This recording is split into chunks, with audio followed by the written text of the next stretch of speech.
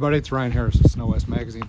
We're going to jump into this video with Marty Sampson and talk about the 2022 Polaris Patriot Boost Matryx / RMK and Chaos. But before we do that, I kind of want to introduce Marty.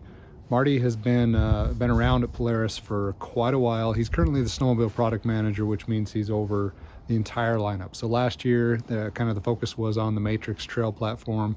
Marty was kind of leading that charge on that. But before that, Marty has always been the RMK development tech. Marty's a hardcore mountain rider. I mean, some of the craziest rides I've been on over the years have been trying to follow Marty down into drainages and back out. He loves technical mountain riding, loves side hilling. In fact, you can kind of see everything that has made the Pro RMK the technical backcountry sled that it is because that's the way this guy likes to ride and the way his team likes to ride. Marty and Lyle and Jesse and these guys. Marty has been an integral part in developing everything that makes the Pro RMK what the Pro RMK is. The dude loves technical riding, loves hard riding. He loves dropping into drainages and exploring and just doing all the same things that you and I out here love to do in the West. I'm gonna ask him questions about the 2022 Patriot Boost. We're gonna focus on the turbo, Patriot Boost, Matryx / RMK and Chaos. So there's another video that goes over the Matryx RMK platform and what's new about that. This video is pretty much just the Patriot Boost. So let's jump into that.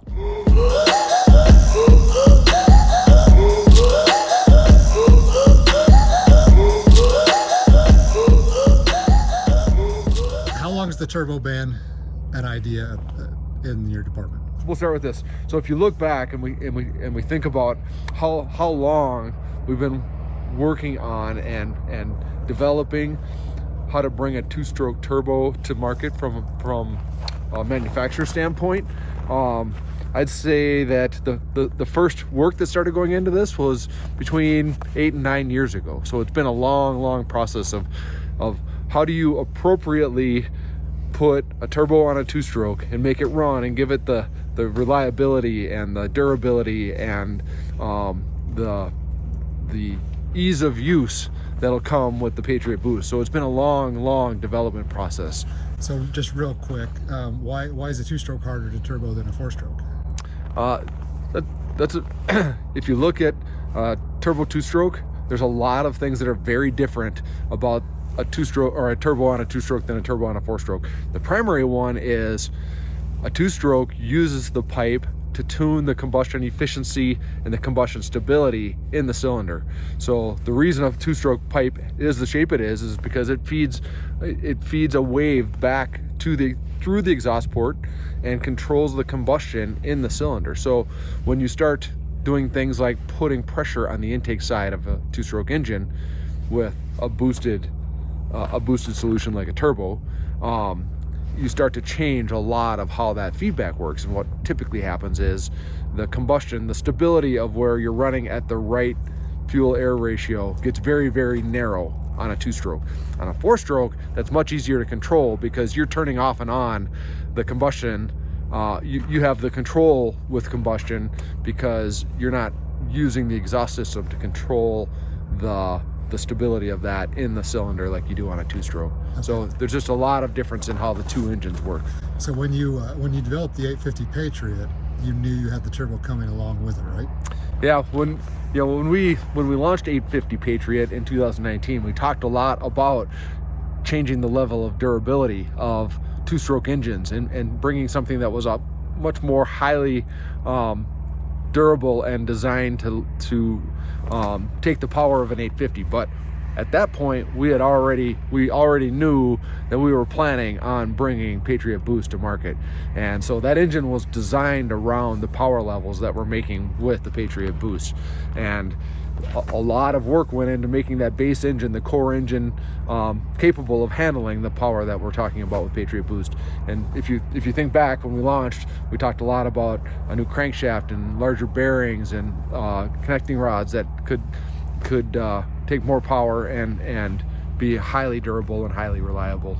So how did you solve the issues you just mentioned about turboing a two-stroke with Patriot Boost? It's really interesting. If you look at the development process over the years, it really comes down, and we actually call it a smart boost system. And what we did, when it's all said and done, it came down to having the wastegate be able to control both the pressure waves in the pipe and the overall pressure in the pipe as it relates to the combustion in the cylinder. So with the wastegate control, the design of the pipe, the location of the wastegate, and how that interacts with the turbo, we were able to solve the issue of combustion stability and have a wide range of combustion stability without having to worry about being too lean and detonating or too rich and not running right, which most people that have had a turbo on a two-stroke have experienced. One day you're having to adjust fuel up, the next day you're having to adjust fuel down, and that's generally because they have a very narrow band that they will operate properly in, and this solves that issue. So if we look in here, you can see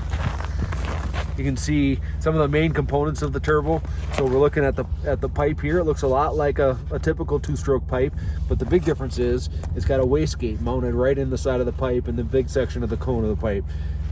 The wastegate is controlled by a servo, so it's electronically controlled wastegate, and it feeds into the resonator separately from the turbo. So you have the exhaust gases entering the turbo back here, and here's our vertically mounted turbo, very compact, very lightweight turbo system. So you have the exhaust gases entering the turbo here, going into the resonator or the muffler, and then you have the wastegate entering the muffler in a separate spot. And what that's doing is it's controlling the pressure in the pipe and spooling the turbo when you need it, and controlling the boost pressure that's entering the intake system, all while keeping the stability in the combustion chamber right in the range that we need it to be in. Okay, so is the turbo mounted vertically like that for a reason other than just making it fit?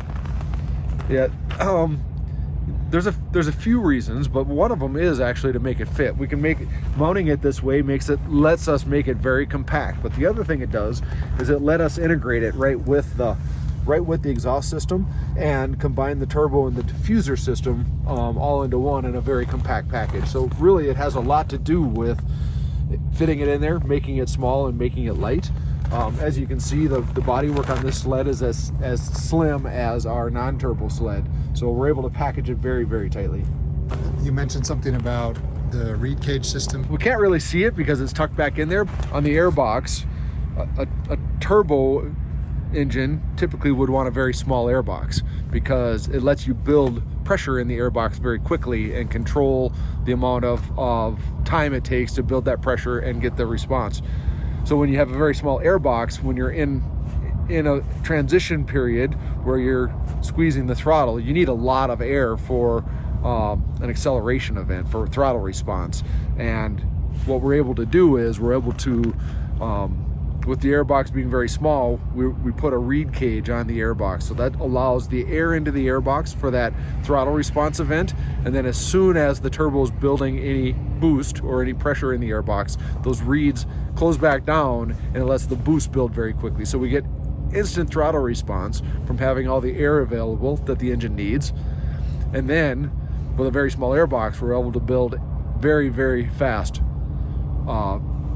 boost pressure. So it's a combination of letting the engine respond a lot like a naturally aspirated engine would, but having a very small airbox and letting the boost pressure build very, very quickly. And what have you had to do differently on like the ECU? Yeah, when you add a system like the Patriot boost to an engine like our Patriot 850, there's quite a bit more complexity. There's a lot of things going on when you're controlling a wastegate and controlling a turbo and telling it when to build boost and when to bleed off pressure. So in the ECU, to control it all, we just have to measure a few more things. We have sensors in the intake and other sensors that we've added to be able to control, be able to, one, measure and know what's happening across the engine, and then two, be able to control that. So the ECU needed just a little bit more depth of computing power, basically, to be able to control all the complexities that come with. So new primary clutch? On the Patriot boost sleds, you can see here that we have a new primary clutch, new design, lighter weight, lower inertia. So you hear us talking about inertia a lot in our driveline, and this is one of the places in our powertrain where lower inertia is always going to be good for response. Also, it's every time you do that, you can you feel the reduction in mass and inertia when you're in sled handling. So lighter weight. The clutch is called a P22. Quite a few unique features on this. So it's got a new system in the spider, much larger buttons, larger contact area with the rollers and the weights, and then it's got an idler bearing in it. So that's one of the really unique features of the P22. And what an idler bearing means is the shaft that the belt touches on the clutch has a bearing in it. What that lets us do is keep the belt tight at all times, so you don't have to adjust your belt deflection. It will always start in the lowest gear, and the belt system will always be tight, because when you're at a standstill, it will let the belt and that idler bearing just sit still without putting drag on the sled. Talk about how much boost it builds and what it does at different elevations. So we talked a lot about the turbo, and we talked some about the intake system, and now we've talked some about the P22 clutch. But really, when it all comes down to it, people wonder, so what's that gonna give me? Tell me about the power. What am I gonna see? And so I'll start off by saying that the Patriot Boost sled with this engine will make about 10% more power at sea level. So it's up quite a bit from an 850 all the way down at sea level.